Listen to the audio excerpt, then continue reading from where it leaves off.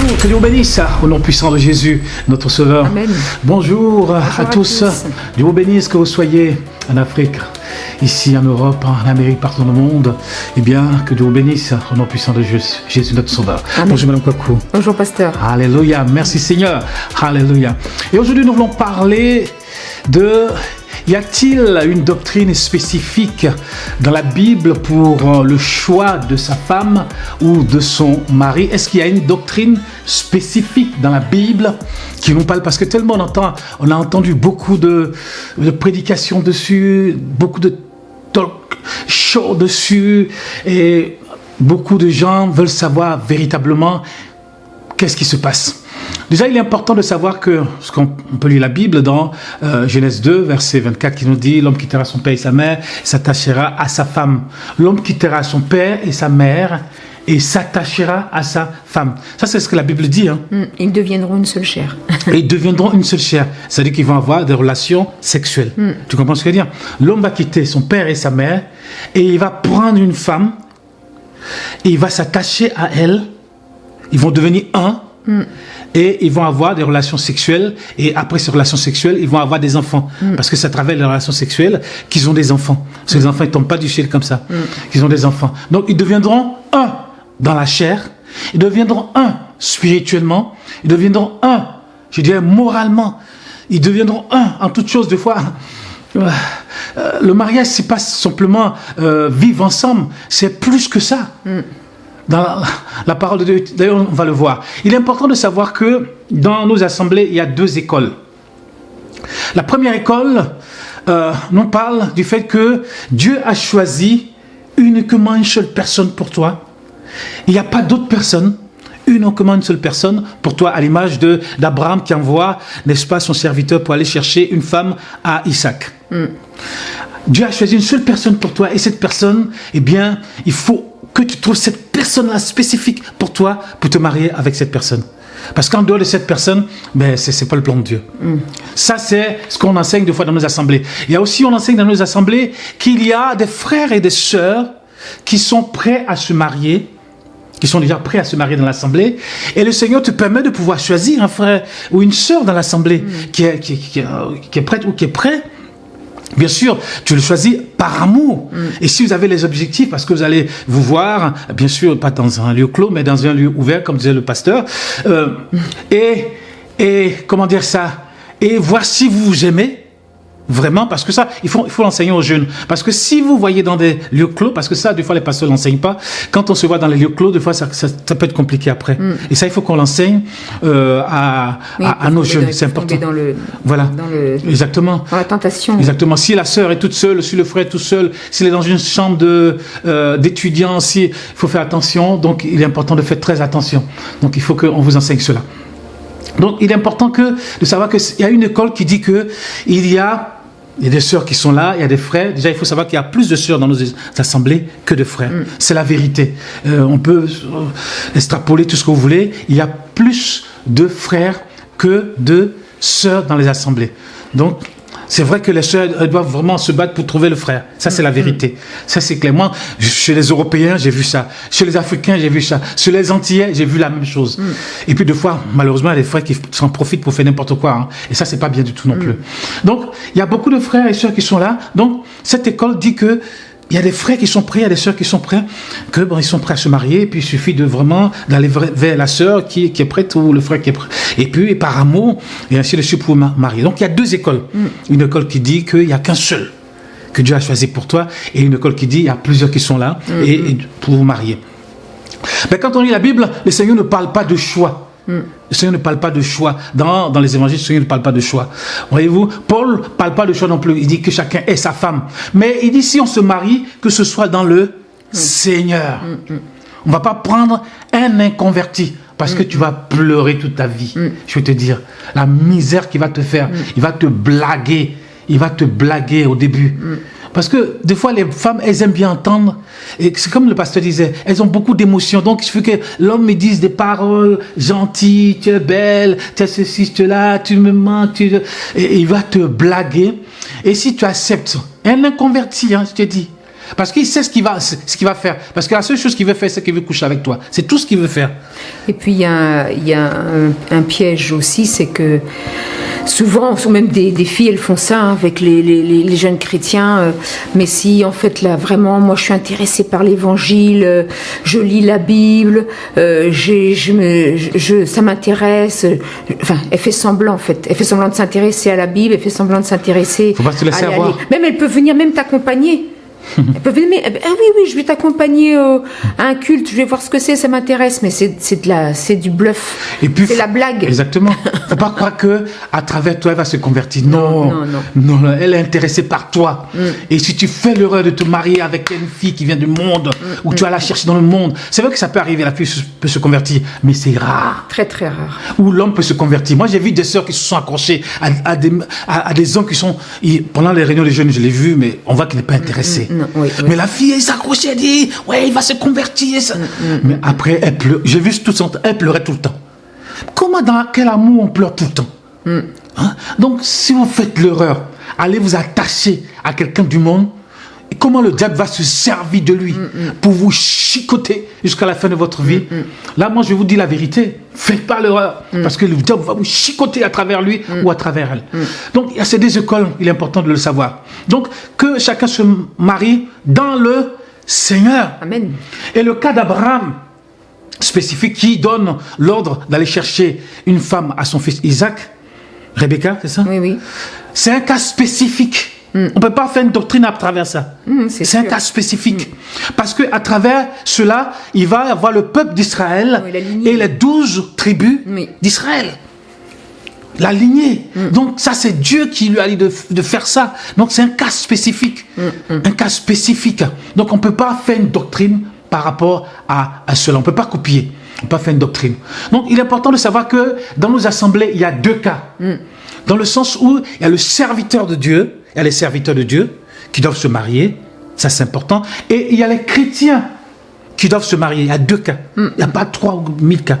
Les serviteurs qui doivent se marier et les chrétiens qui doivent se marier. Les serviteurs qui sont dans un sacerdoce royal, c'est dans le service, dans le ministère.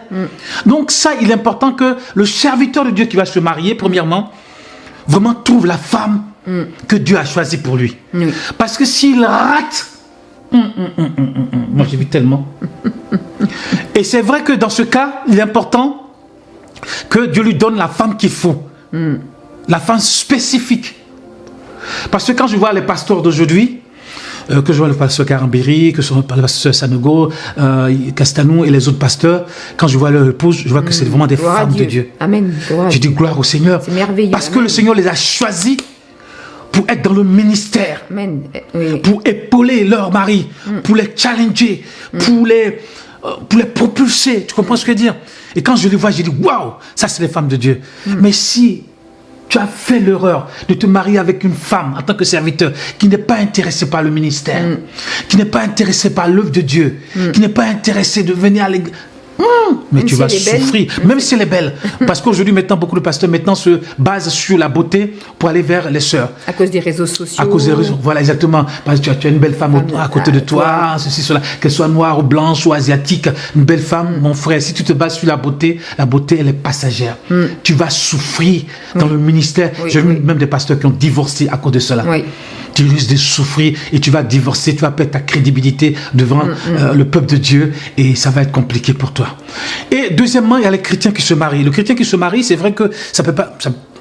il y a plein de frères et sœurs qui sont là, qui sont prêts à se marier. Donc lui, il ne rentre pas dans le ministère. Tu comprends ce que je veux dire? Donc il peut se marier. Elle peut se marier et à un frère ou à une sœur qui est prête, qui l'aime, des affinités, qui ont un objectif commun, ils veulent faire des choses communes, ils veulent investir, ils veulent faire des choses ensemble, toujours que ce soit dans le Seigneur, et il peut vraiment se marier, tu comprends ce que je veux dire? Donc, il y a deux cas, les serviteurs dans nos assemblées, les serviteurs et les chrétiens dans l'assemblée. Voilà. Donc, aujourd'hui, on va aussi, qu'on appelle poser des questions, on a planter le décor. Donc, il faut savoir qu'il y a deux écoles, comme j'ai cité. Certains qui pensent qu'il y a une femme spécifique ou un mari spécifique. Certains qui pensent qu'il y a des frères et des sœurs qui sont là. Donc, il y a deux écoles. Moi, je les respecte parce qu'il n'y a pas une doctrine, il n'y a pas un enseignement spécifique. Je respecte les deux. Mais il ne faut pas prendre le cas d'Abraham pour faire une doctrine. Bien sûr, puisqu'après, voilà. il n'en reparle pas dans la Bible. Exactement. Et même Paul ne cite pas cela pour en faire une doctrine, ni le Seigneur Jésus ne cite pas cela pour en faire une doctrine. Oui, tout ce qu'il demande, c'est que le conjoint soit un enfant de Dieu. Un enfant de Dieu. Voilà. Madame Coco, je te laisse la parole. Si tu as des questions à poser, on va... voilà.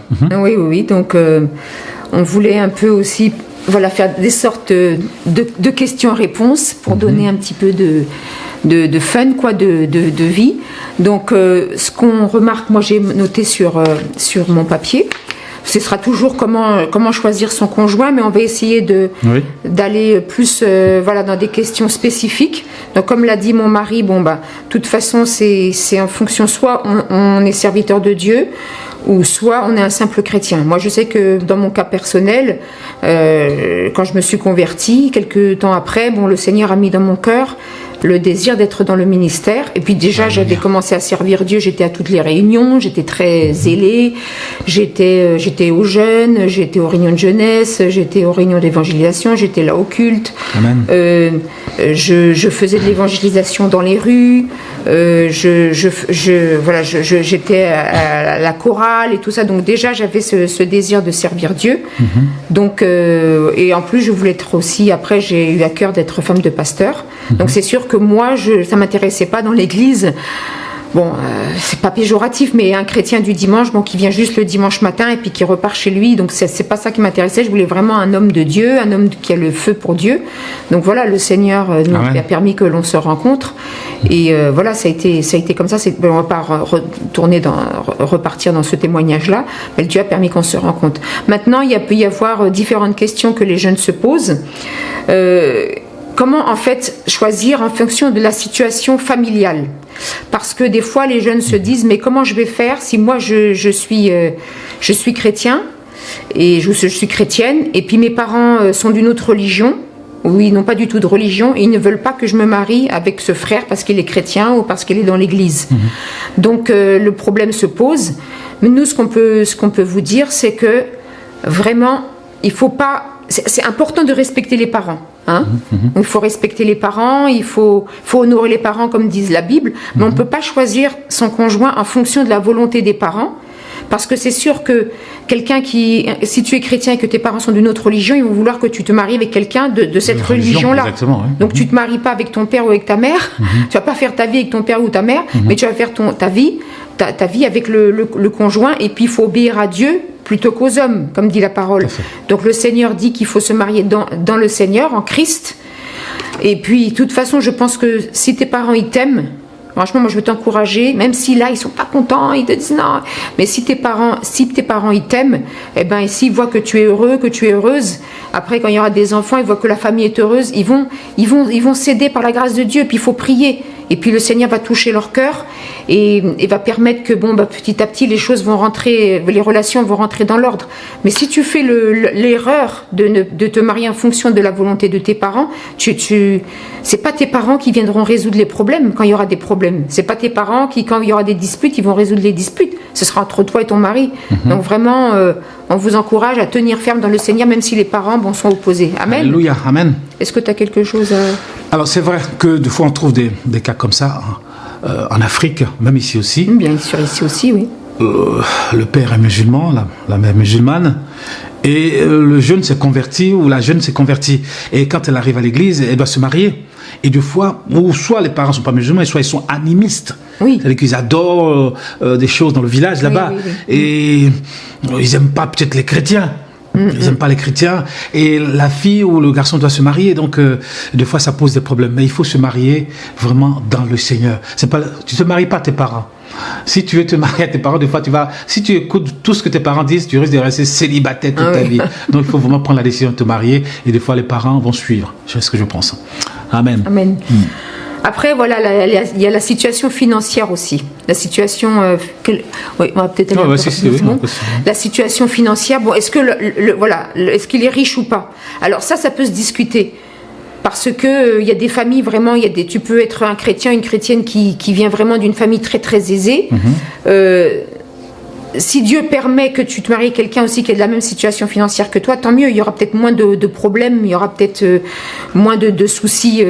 Voilà, dire oui, moi j'ai plus d'argent que toi, des choses comme ça. Mais ça doit pas être un objectif en soi, en fait. On ne doit pas se dire, voilà, moi il faut absolument que je me marie avec quelqu'un de riche. Parce que des fois on a vu des sœurs dans l'église.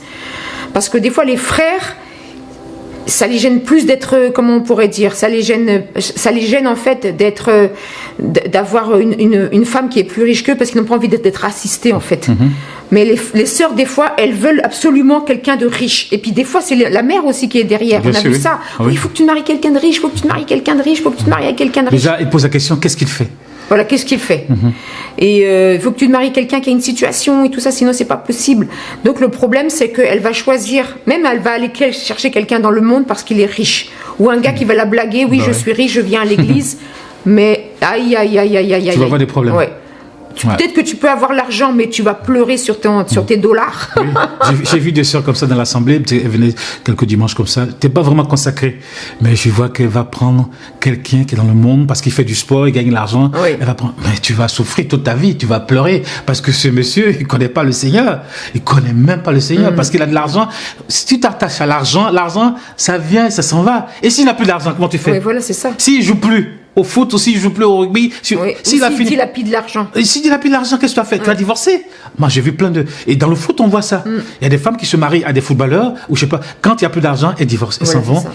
Et puis, elles prennent la moitié, et puis elles s'en vont. Quoi, tu vois. Il y a plein de choses comme ça. Ça à éviter. Ouais. Ah oui, c'est vraiment à éviter. On vous encourage vraiment à ne pas faire ce choix-là en fonction de l'argent, mais en fonction vraiment de voir la personne et discuter avec elle, de voir vraiment son cœur, de voir comment, si elle est intègre, si elle est loyale, si elle est honnête. C'est ça que le plus important, c'est le trésor qu'il y a dans le cœur de quelqu'un est plus important que l'argent qu'il peut avoir sur son compte en banque. Oui, il y a des sœurs qui voient que le frère il vient en gros 4x4, et il a une grosse maison, il habite un quartier Cocody, ou il habite à Assigny, ou dans les gros quartiers, enfin, elle va aller directement vers lui, sans même regarder qui il est, qu'est-ce qu'il est qu'il s'aime vraiment, est-ce que ça, il y a quelque chose qui, tu vois, parce qu'il a le matériel, la sœur va aller directement. Et puis après, c'est catastrophe, des fois.